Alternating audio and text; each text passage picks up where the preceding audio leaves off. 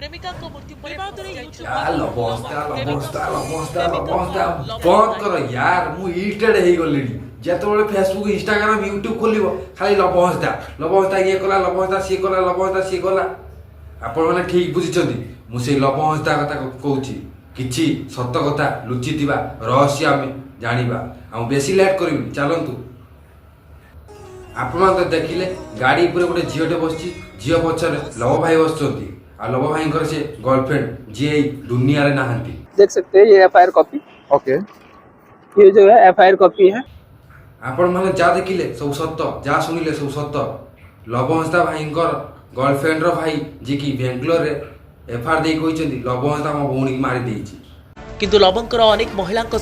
भाई आमर किछि प्रमाण आनी कि पुलिस वालों देखि कहिसेंती संपर्क थिबा जानिबा परे सोलोमी और लवंक संपर्क रे सृष्टि होइथिला फाट जे कि मो भौणी सहित लवहंसदा रही कि भी अन्य झील सहित संपर्क रखिछि आ खराब काम भी करे सेति पई मो भौणी की टॉर्चर करी कि मारी देला।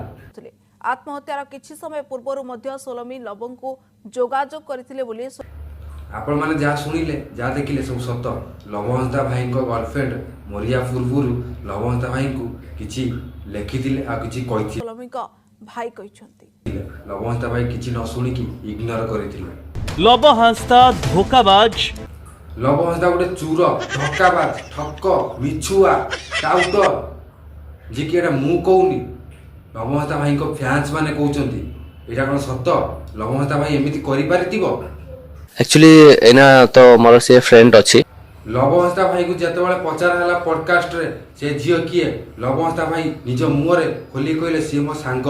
फ्रेंड बोली की हमें रिलेशन सेमते अछि सांगरे बुला बुली करछु देखा करछु से झियो मरी सेला परे जणा पड़छि जे कि लवहंसदा भाई कर गर्लफ्रेंड जे एकमात्र ओनली गर्लफ्रेंड भौणी हमर जे कि कहउचन तो मेरे बहन को लोगों ने बहुत टॉर्चर दिया है। लवहंसदा मो भौणी की बहुत खराब टॉर्चर करिछि बहुत कष्ट देछि सेति पई मो भौणी सुसाइड कर देछि इसलिए आज मेरे बहन ने सुसाइड किया है। तो मैं कर्नाटक आउ भौणी हमर कहउचन जे कि कर्नाटक सरकार से ये निवेदन करती हूँ कि मेरे बहन को न्याय मिले और लवहंसदा को सजा एतिक अनुरोध करूछि मते न्याय दियो कोन न्याय मिलिबो लेकिन आज नहीं है इस दुनिया में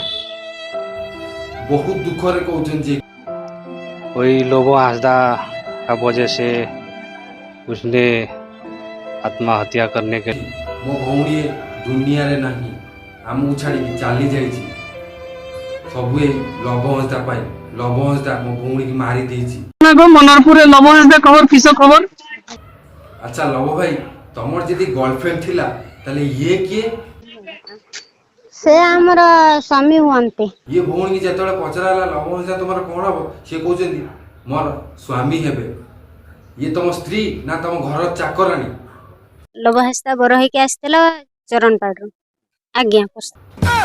लवहंसदा भाई ये कौन ये भौणी कौन कहउचंदी तमे तांकू बाहाइचो बोली की हेले तम चरमपारु बर हे जाइथिलो हेले हमें तो जानि नै पहंतो तुमको केबे बाहाई थिले तो एते मोर मने नाही। हे प्रभु ये कान सुनिया पुरु ये कान फुटी जाऊ एई संगे संगे कहले लवहंसदा मो स्वामी बोली की एबे कहउचंदी हमें केबे बाहाइचु जानिनु ना तमे मिछ कहउचो ना सत्य कहउचो।